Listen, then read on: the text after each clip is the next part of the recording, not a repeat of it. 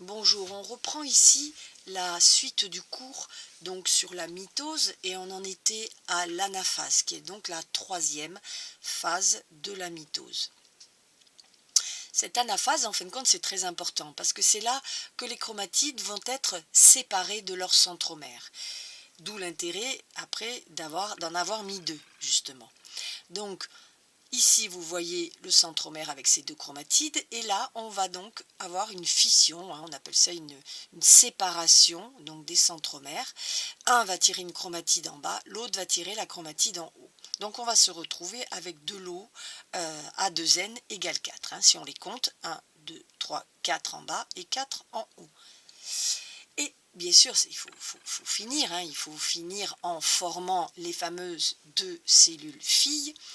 Donc la première cellule fille ici, il y a la membrane cytoplasmique va s'étrangler ici pour séparer les deux cellules. Donc reconstitution bien sûr du noyau, on voit ici l'enveloppe nucléaire qui est en train en pointillé de se reformer. On a déspiralisation des chromosomes, puisqu'ils n'ont plus besoin d'être condensés. On a le fuseau de division d'ici d'ailleurs qui n'est même pas dessiné puisqu'il a disparu. Et on a la séparation finale des deux cellules filles qui vont soit partir en stade G0 si c'est terminé. Si par contre elles se trouvent à un endroit important donc de multiplication cellulaire, elles vont enchaîner de nouveau la phase G1, S, G2 et refaire une mitose. Donc une cellule mère va donner deux cellules filles, une cellule fille peut donner à nouveau deux cellules mères, bien sûr, etc., etc. Alors, en conclusion, on a donc bien une mitose. Une mitose est une division cellulaire ou multiplication cellulaire qui permet la reproduction de deux copies conformes d'une cellule mère avec le maintien du patrimoine génétique dans sa totalité sans aucune modification. Donc, on fera les exercices, je ne sais pas si je les enregistrerai, on fera les exercices bien sûr en rentrant. Ce que vous devez savoir, c'est que pourquoi au départ, attention, je remonte, pourquoi au départ on a deux chromatides, c'est pour que justement, ici quand il y a séparation, eh bien on est bien 4 en haut et 4 en bas. Parce que si on avait séparé ici, eh bien on en aurait 2 et 2. Donc la nature étant bien faite, elle a prévu le coup à l'avance, elle a doublé ses chromatides de façon à ce qu'ici, au moment de la séparation, on reste exactement à 2n égale 4. On veut garder absolument le patrimoine génétique à l'identique. Voilà, tout simplement. Donc, si l'on veut, je vais voir, je vais peut-être faire l'exercice derrière. Alors, on va quand même faire les exercices ici de la gamétogénèse, si j'arrive à l'introduire dans la vidéo. Donc, juste pour savoir si vous avez bien compris, il faut trouver les noms sur ces schémas des 4 phases de la mitose. Voilà. Donc là, vous pouvez couper la vidéo et essayer de chercher tout seul pendant une petite minute. Et puis après, vous réenclenchez la vidéo. Donc voilà la solution.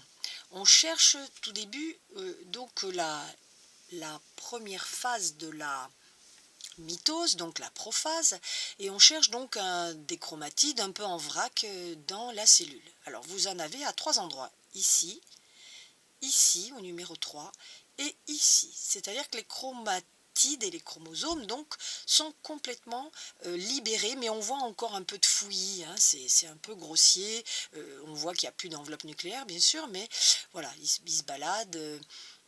Il commence à se balader dans le cytoplasme. Donc voilà la prophase. Vous en avez 3 exemplaires ici sur l'exercice. Après, on va chercher la métaphase, c'est-à-dire l'alignement des centromères. Et l'alignement des centromères avec d'un côté les chromatides. Alors vous en avez 2, c'est le numéro 5 ici et ici. Alors, comment on peut voir? Tout simplement parce qu'il y a la fameuse plaque équatoriale. Alors pensez à l'équateur de la planète. Donc voilà, l'équateur de la cellule, c'est au milieu. Et donc les centromères sont alignés. Par contre, les chromatides, elles vont à droite, à gauche. Bon, elles sont pas, voilà, un coup à droite, un coup à gauche. Donc on est bien dans l'alignement. Donc là, on est bien dans une métaphase. Ensuite, on va chercher l'anaphase, c'est-à-dire la séparation donc des centromères, les centromères sont donc divisés en deux, une chromatide va partir d'un côté et une chromatide va partir de l'autre. Donc ici vous en avez une ici d'anaphase et une ici. Voilà. Et on voit bien les chromatides en forme de V, comme si elles sont tirées par un fil invisible, hein, et du coup elles se plient en deux. On voit très très bien la forme en V, hein, donc si je le marque, elles sont en V, parce que ici on tire, et du coup les chromatides, eh bien, elles se rabattent pour suivre le mouvement au sommet donc des deux pôles de la cellule. Donc là on est bien, vous avez une anaphase ici, donc numéro 1, et une anaphase ici.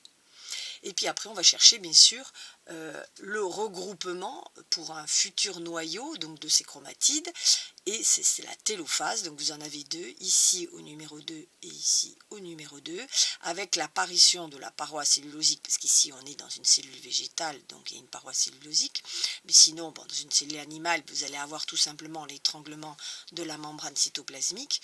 Donc ici regroupement des chromosomes, vous voyez il y a un noyau qui va se reformer ici, un ici, donc on est bien ici en télophase. Voilà, là vous en avez une ici de télophase et vous en avez encore une ici de télophase, au cas où vous auriez un schéma et à reconnaître donc les 4 phases de la mitose. Alors vous allez me dire, il manque un numéro. Oui, il manque le numéro 4, parce que le numéro 4 ne fait pas partie de la mitose, elle fait partie du cycle cellulaire. C'est ce qu'on appelle la cellule au repos, c'est-à-dire que nous sommes ici en interphase, tout simplement, sûrement en phase G0, ou alors en phase G1, mais bon, il y a de grandes chances que ce soit en phase G0, c'est-à-dire en phase de repos tout simplement de la cellule. Voilà pour le premier exercice. Le deuxième, c'est le sujet 2019. Le sujet 2019, donc c'est Madame Alibert à qui on implante un œuf donc fécondé pour avoir un bébé, et on vous demande on vous dit que cet œuf va former des cellules identiques. Alors attention, hein, regardez bien, identiques. Elle provient donc de la division conforme de la cellule œuf. Et là, ils font bien attention de ne pas dire le mot mitose, hein, tout simplement. Donc c'est vous à le dire après. Et quelle est la question? On vous demande de schématiser donc les 4 étapes significatives de cette division conforme d'une cellule œuf comportant 2n égale 4, donc c'est pile poil le nombre qui est dans le cours. Voilà, donc ces fameux 4 dessins, il va falloir savoir les faire et savoir les légender aussi. Voilà. Voilà pour la mitose.